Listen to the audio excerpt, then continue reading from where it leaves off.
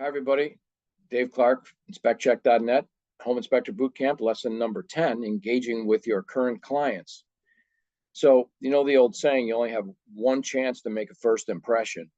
And in many cases, this will be your first impression because you might have talked to them on the phone, or they might have scheduled the home inspection from the website or through somebody else.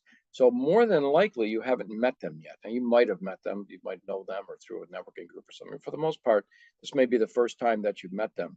So a couple of things, and we'll get more into detail in the training, but right off the bat, make sure you get there early.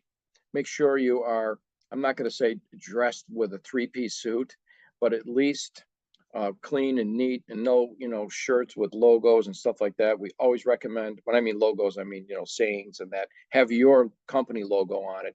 Maybe a golf shirt, khaki pants, something like that, work pants, um, and clean boots. Always take your shoes off when you go in the house, no matter what. No matter what they tell you, no, don't worry about it. Take them off.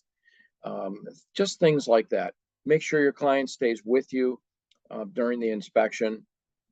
Make sure you get the report to them as soon as you can, and the report's easy for them to understand. And I'll give you this one piece of advice, and there's much more in the training, but if you can, have your client there with you.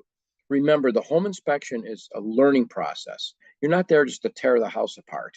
That's what people think. Oh, we're there just to rip the house apart and get them money back. That's not what we're there for. We're there to give your client information on the purchase of that house.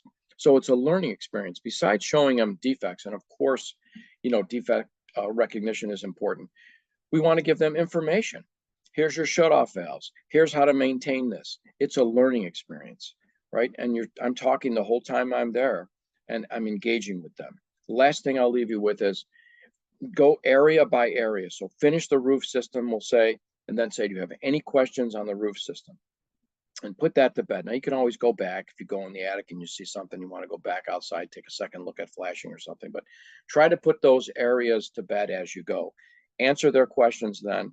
We don't want to answer a question on the roof at the end of the inspection. I know some inspectors do that. I think it's not a good idea. You're there for 2 hours, 3 hours, 4 hours, whatever it is. And you've talked about ice damming in the first 10 minutes that you're there, and now it's 3.5 hours later and you're finishing up, and their heads reeling. They're not even going to be able to know how to ask you questions. So take it section by section.